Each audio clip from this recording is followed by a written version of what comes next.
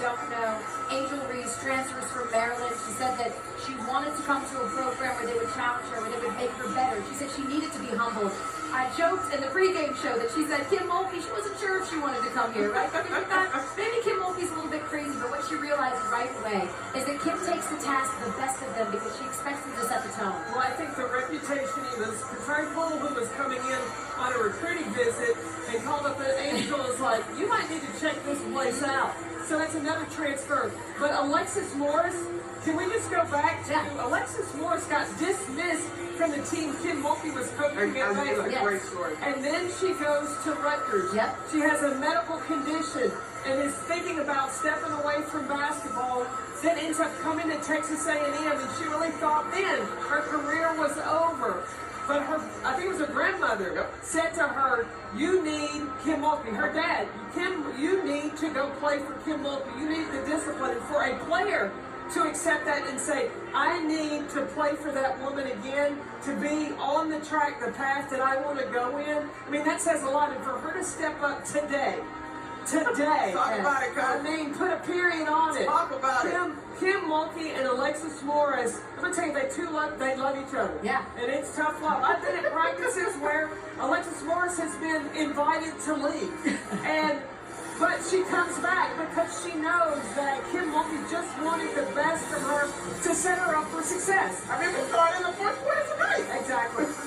One exchange was a little bit heated, but they know how to communicate and to get the results that both of them want in the entire team. Yeah, and on top of that, Angel Reese, we're seeing Angel Reese here, by the way. Angel Reese, a prolific player in Maryland, comes to LSU and NBD breaks the single-season double-double record. Just an absolutely incredible story. But for her to have keyed this, we saw as well, and I'm interested if she joins us here on the set, which we're anticipating at some point. Give Caitlin Clark a little taste of her own medicine with the hand with the face, you can't see me. Look, when you see her there celebrating right now. But we mentioned Alexis Morris. It's not just sort of the redemption part of it. She was asked to really take a much different role this year with all the new players coming in. Speak on that, Coach, what she was asked to do and how she rose to that challenge. Well, it goes back to last year. Kim Mulkey asked Alexis Morris to move to the shooting guard because Kayla Pointer had been running the point for this LSU basketball team. And Morris was a scorer, a shooter, so they were that 1-2 punch. So really this season, all she did is go back to her true natural position, which is the point guard spot. And man, did she handle it calm, cool, collectively. And I can't wait till she gets up here on the set and talk to her about the defense that she put on. Yes, Caitlin Clark got 30 points today, but it wasn't easy. And she never let Caitlin Clark settle in. Yeah, she was 4 of 10. Caitlin Clark was 4 of 10 shooting when Alexis Morris was her primary defender. Absolutely fantastic. We just showed LaDacia Williams there as well.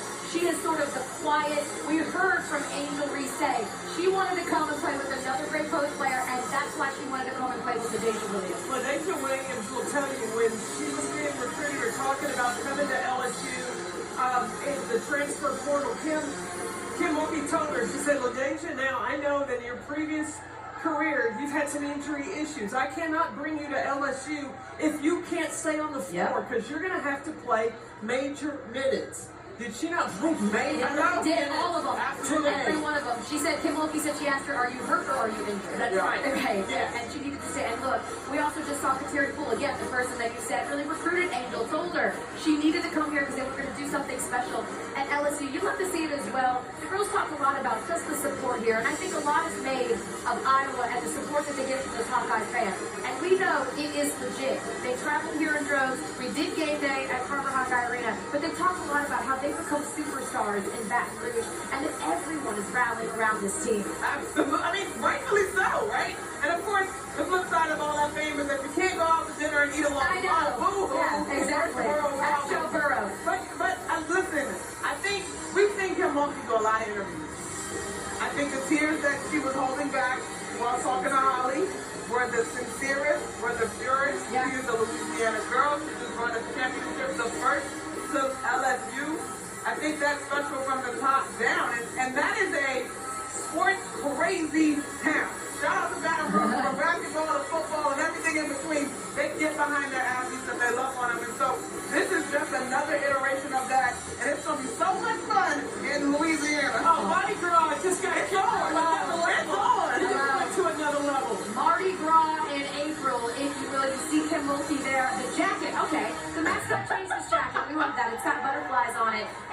what, CP? You got a little company now, as Kim Mulkey is just the second women's basketball coach to win a national championship within the first 2 seasons of a team. A girls CP did it back in 1999, the first and only Big Ten title, as Iowa was close but couldn't hang in. And again, as we're watching this, and this is all about LSU, and rightfully so, we'd be remiss not to mention the season that Iowa had. Because this was a team that was upset last year in the round of 32. There was big expectations put on them. They not only surpassed a lot of the expectations set for them, but they did it with Caitlin Clark being absolutely virtuoso. With Caitlin Clark and all the triple doubles that she had this season, back-to-back 40-plus point games, the leadership that she's brought, she is almost unguardable with the abilities that she has to score the basketball. She also can distribute and set her teammates up. I like her personality. I like the John Cena. The showmanship. I love it. I love it. I love the confidence. I love the bring the noise. Absolutely. I love that kind of play from Caitlin Clark. Absolutely. And listen, she's only a junior. I know. She's back. We get some more. We get some more. And an incredible run for Iowa. I just think, obviously, we see tonight LSU got the better of the spot. But what I will say for Iowa is they've now done it, right? And Coach Bluter was so cool in terms of sharing how she was motivating her squad, very mindful, allowing them to exist in the ideas that they could be the last team standing. And I think that's beautiful. I think this team got a lot better over the course of this season, for as good as they already were. This experience, having been on this stage, only prepares you to make a run back. And so I don't think by any means that's the last season of that Hawkeye squad at all. We love a good ticker tape snow angel. There you go. You better get Kim's trying to teach her granddaughter exactly how it works. Get on down there, Kim. Y'all's got to lay down there with her. Right, exactly. You gotta show them. You gotta show them. As we're taking a look here at them cutting down the net, here is LSU cutting down the championship net. That's brought to you by Werner Ladder. Absolutely amazing. We did mention Iowa as well, and we do have to talk about Monica Zanano. Her career over. She no longer has NCAA eligibility, but she was always sort of the Robin to Caitlin Clark's Batman. Incredible. They scored 20 points apiece in 14 games this season. That was the most in D1. She was one of the most prolific finishers in the paint, playing the center position. For the season, I think about 67% in the NCAA tournament. She was shooting 68%. And Rebecca Lobo even pointed out how her positioning and being able to score around the defense without putting the ball on the floor, that's an art, that's a skill that we haven't seen from very many post players. They need to put it on the ground. Her work ethic is undeniable, and she's just earned it. I loved how candid she was about the first time she started to play, or actually began to play with Caitlin Clark. She's like, those aren't passes that just the defense couldn't get to. I couldn't even get to them initially. And so she had to work through some frustration and some communication, and she's done that. And so I'm excited to see what the future potentially looks like for her. She wants to be a dentist, right? Isn't that what she does? Yes. So she's, listen, I would go to her as a dentist, for There you sure. go. She's going to be the neighborhood superstar in dentistry, right? Like, I can imagine everyone wants to go. Again, we talked about sort of some of the odds that we would actually have this matchup, and we did this in pregame. I think our ESPN analytics said there was a 1.3% chance that we were going to get LSU and Iowa in the national championship game. And I just saw these odds as well. LSU themselves had a 5% chance to win the title. When we hear Alexis Morris say, put some respect on her name. Monica, you sat there right in Iowa's face yesterday and you admitted that you thought, or Friday, you admitted you thought that they were going to lose. I did the same thing with LSU. I thought LSU is a lot like South Carolina, that Iowa did so well against them. They were the first one to best them after 42 straight wins, and I honestly believe they would be able to do that again today. And how about LSU? A 5% chance to win the title, and alas, they're cutting down the net. I thought that it was going to be based on LSU's defense. Okay. I never thought that LSU was going to put up 102. And how could you not, CP? And 11 threes while they were at it. Yes. Hey, add them up. Come on now. I know. But listen, this is the thing that it goes down back to preparation. And Kim can make you believe that you can run through a wall. These players bought in and believed that they could do it. You know, both of these coaches, Kim Mulkey and Lisa Bluter, pointed to the banners. Kim Mulkey, when she took the job at LSU, wanted a banner that said National Championship. Lisa Bluter brought her team here and pointed to the banners of National Championship. When your program gets a taste, they want to come back. And so, you know, that's the best appetizer and the best recruiting tool for both programs. Man, this is just unheard of. I am going to make this about myself, because why not? Uh-oh. That was Jasmine Carson. And I just want you to know that there's maybe 2 people in this whole building that are from Powder Springs, Georgia, and went to McEachern High School. Who was that? Jasmine Carson's one, and me is the other. Elle Duncan. So she did it for the brand. Stand up, Powder Springs, Georgia, a small town outside of Atlanta. Certainly the proud. Listen, she's been I'm so proud. I've never met anybody else from Powder Springs, Georgia, in the last Jasmine. Just an incredible first half. She essentially set the tone, and we asked that question in pregame because we mentioned the fact that LSU has jumped out to big leads before. Were you surprised at the fact that they never let the foot on the gas, but they kept the intensity there the entire time? I'm not surprised because I had seen it a few times during the regular season. It was a concern because I saw it in the SEC tournament and I saw it in the regionals. But going back to Jasmine Carson, and I called her out in their first round game against Virginia Tech because she came in and Flajay Johnson and really gave this team nothing. Nothing. They were playing 4-on-5, and to have the resiliency to bounce back on the biggest stage when all bets were in, she stepped up big.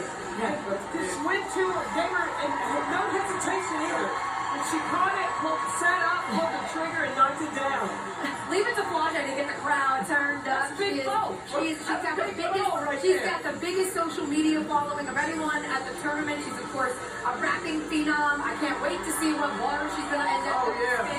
But we're out here, and we're enjoying the festivities, and so I have no idea what Iowa is talking about at the press conference, but I'd like to believe officiating is going to come up. If you look at social media, it is the topic du jour. 37 fouls called in this game today. Your thoughts on how much officiating came into play? I thought it was huge. In the first half, you had Angel Reese and Monica Zanano. Reese only had 2, but Zanano got 3 in the first half.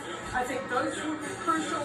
And then when Caitlin Clark got called for the unsportsmanlike of throwing the basketball, I just didn't think that was severe enough to warrant, because when you gave her the technical foul, that was also a personal foul, and then she ends up fouling out for the game. I think I tried to be compassionate about To the officials? just a little bit.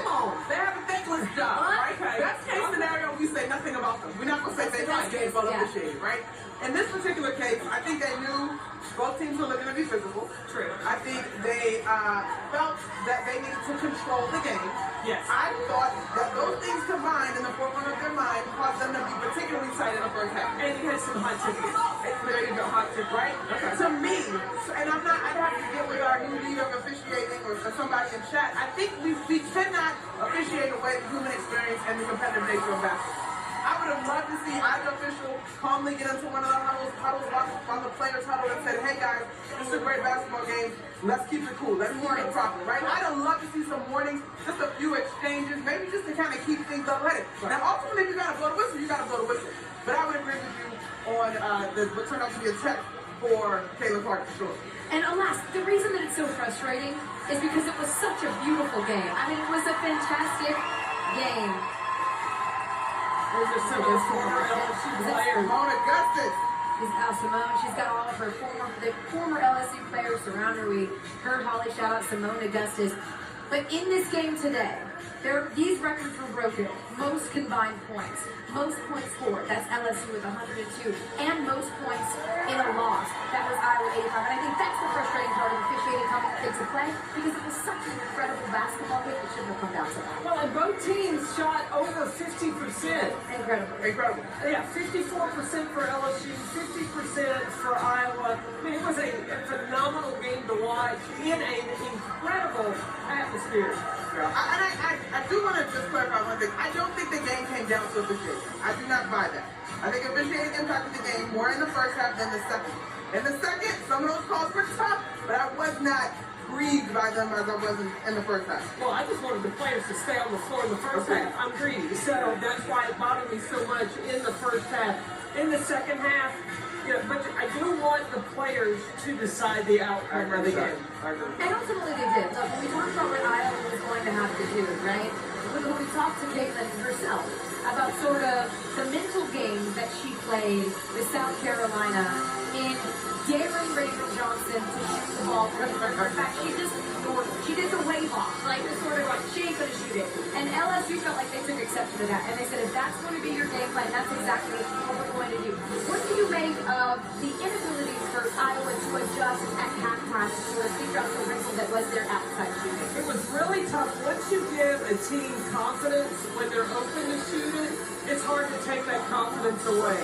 And especially as they have a chance to go. I was concerned about going into the locker room at halftime, what they pull off. But they came out, and in the first 2 minutes, it was like, bang, bang, let's go. They were, didn't back down. And Iowa they could not recover. And then they were struggling to score at times as well. Yeah. I just thought Iowa was more flustered by the officiating and the pestering nature of the defense. I mean, I hope the Virgin Tarazi's broadcast was terrific, but we actually heard Diana Taurasi say pre-game that the thing that bothered her the most was when a defender just would not leave her alone. And that's exactly what Alexis Morris did to Caitlin Clark. So I think that trickled down for Iowa a little bit. They, to me, were a little bit frazzled, a little bit out of character in terms of their ability to get into their offense. I'm not saying that it was going to be easy because LSU was playing terrific defense, but they didn't even really seem to go to find any of their rhythm offensively, in my opinion. Well, I think Alexis Morris had everything to do with that. Yeah. What she did is she would pester Caitlin and then run at that left hip. Caitlin likes to come in that right-left crossover into her shot,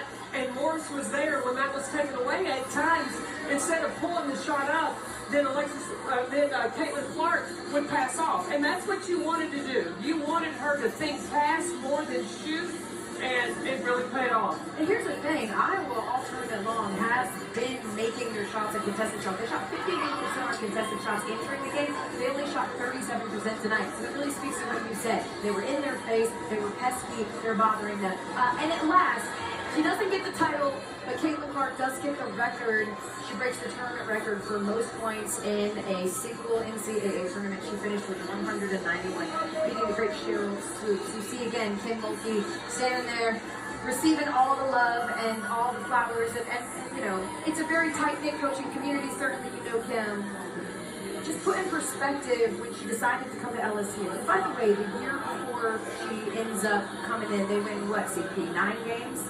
Yeah. 9 games as a program last year, 26 wins, and then a title. How quickly is it, and why is it so rare, she's now just the second, for someone to step in and in a new regime immediately taste the promised land? Why is it so rare? Yeah. It was rare before because there was no transfer. Right, yeah. The transfer portal makes that happen. But when you look at Kim, when she was at Baylor, she got Taya Cooper transferred in, they win a championship. Chloe Jackson transferred in, they win a championship. So it being able to put the pieces together. So then when she changes environment and goes to Baton Rouge, and she goes basically home because she's from about 35 minutes from there to be close to her mama and to bring a championship, she said, back to her home state. Well, Kim Mulkey, mission accomplished. Mission accomplished. In fine, sparkly fashion. Exactly. She certainly has made waves and inroads, and as we sort of look at Kim Mulkey, and not only, you heard Holly mention it as well, her getting the title, this being an incredible game, this being an incredible tournament, but just, you all have been in this space for so long. CP a couple more years before Monica. Just a couple. Just I imagine that actual joy for people who love the sport, who have invested so much in the sport, to see that pay off, to see record attendance, record viewership, back-to-back sellouts here in Dallas. Look at this crowd that's to the rafters. You all talk about sort of what it used to be. You have to fight and scratch and claw for every opportunity. How does it feel to sort of sit here on the zenith and watch the world finally recognize what you've known all along, which is that the women have the juice? Ah, man. I think for me, CP, from watching you, I remember very vividly when you won. Were you born? I was watching closely, my girl. Come on now. Yes, I was born. And then, of course, you went on to WNBA. Like, so when we became colleagues, I was like, oh my God, this girl is up. But for me, kind of watching the arc of the game, and having played, 10 years ago now, I just think it's high time. I think this Final Four represented the perfect culmination, perfect storm in the most positive way of money, marketing, and talent, right? for so long, like you said, we've asked for opportunities. People have said, rah, rah, rah, women, but we got big-time companies that backed it. Obviously, our company put this thing on full tilt, 3 networks on Friday, ABC on Sunday, and then these young women continue to get better and be inspired by the generations that come before them. I couldn't be happier. Now, for me, I hope that this is not a flash in the pan kind of year, but that this type of interest, this type of support, this type of money and dollars behind the women's company only continues. I have said for several years that if you invest in the women, and especially women's basketball, this would happen. Yeah. People have to see it. And when you look at the revenue opportunities, if you expose the country to women's basketball, this is what can happen. I believe it. Because you saw the great talent. I mean, we had 4 of the biggest stars here. And then we had 2 in the national championship game. And then other stars, they started shining. Yes, indeed. Started shining as the game went on and spread. I mean, so there's more stars to come. The future is bright of women's basketball. This is only the tip of the iceberg. It really is, and by the way, congratulations to the SEC. It doesn't need more. You know it's going to find a way to make it about the SEC. It's their 11th championship. That's most of any conference. But again, you know, as you're watching some of these images and pictures, Angel Reese there chatting up folks as we get ready to give Kim Mulkey the coach's trophy. She's standing by, and we'll do all that. We're also anticipating having a couple people come up to set and chat with us here. But when you talk about 2 of the people that were on this floor all year long, Angel Reese, Caitlin Clark, really unapologetically saying that they feel like what they want people to know about the women's game, but what's missing in the women's game, is sort of the showmanship, the confidence, the ability to, and that's something that resonated with UCP a couple of months ago when